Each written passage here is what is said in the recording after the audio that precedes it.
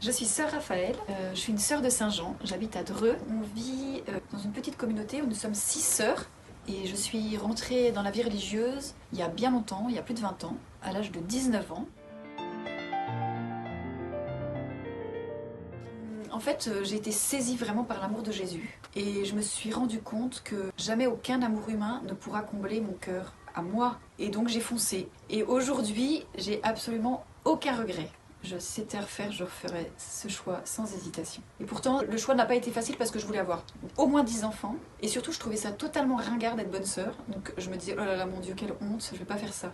Et en fait, l'amour de Jésus est devenu tellement grand, que j'ai fini par lâcher sans trop de difficultés en fait. Ça s'est fait tout seul.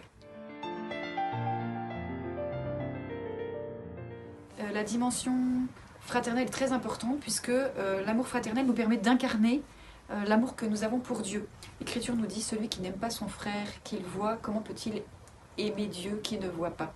Donc ça, c'est une dimension importante. Et puis, bien sûr, il y a l'amour de Dieu qui s'incarne aussi dans les temps de prière, une vie de prière intense quand même. Et puis la vie apostolique, où tout ce qu'on a reçu dans la prière, eh ben, on peut le redonner auprès de ceux vers qui on est envoyé. Donc ça a plusieurs formes. Donc à Dreux, on est auprès des jeunes, de la paroisse, des gens seuls. Et puis ailleurs, moi j'ai été longtemps en Afrique, dans un collège, auprès des prisonniers aussi, ou dans un centre pour les toxicomanes. C'est assez varié. Mais l'idée, c'est qu'on redonne ce qu'on a reçu de Dieu.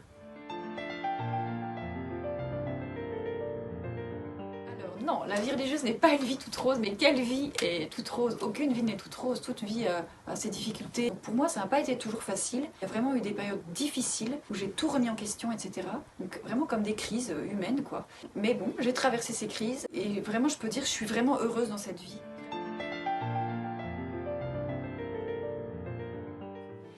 Et ce qui m'a aidée en fait dans la traversée de ces crises, c'est d'abord Dieu lui-même, la prière, et puis l'amour de mes sœurs. J'ai vraiment été entourée par mes sœurs quand, dans les périodes où j'allais pas bien. Fort de ça, j'ai traversé les épreuves.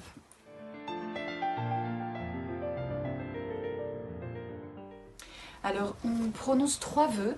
Le vœu de pauvreté, le vœu de chasteté, le vœu d'obéissance. La pauvreté, c'est donc on n'a rien à nous, on n'a pas de biens personnels, de biens propres, de biens matériels à nous, pas de compte en banque, personnel, etc. Et ça donne un cœur vraiment libre en fait, parce qu'on n'est pas accaparé par les soucis de cette vie en fait, les soucis matériels, et qu'on a un cœur vraiment libre, et donc ça donne une vraie joie. Le vœu de chasteté, donc c'est pour que notre cœur et notre corps soient totalement au Seigneur en fait. On n'a pas d'homme, on n'a pas non plus d'enfants charnels. Et tout ça, c'est aussi pour une grande disponibilité. C'est pour être disponible à tous, à aimer tous ceux qui viennent à notre rencontre. Et pour grandir en liberté aussi, parce que je remets mon jugement, mon intelligence, tout ce que je pense au jugement de Dieu. C'est lui seul qui sait nous conduire. Nous-mêmes, on a une petite... on voit pas très loin, on voit un petit peu comme dans un brouillard, mais lui, il sait en fait comment nous conduire. Donc on se laisse conduire par ce vœu-là.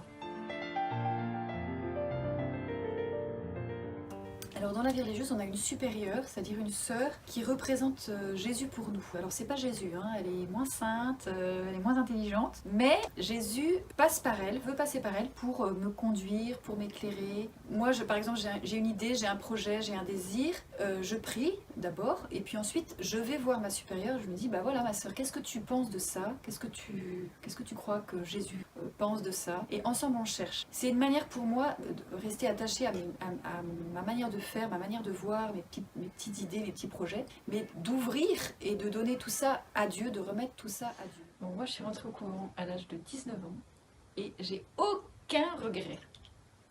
C'est vraiment une trop belle vie.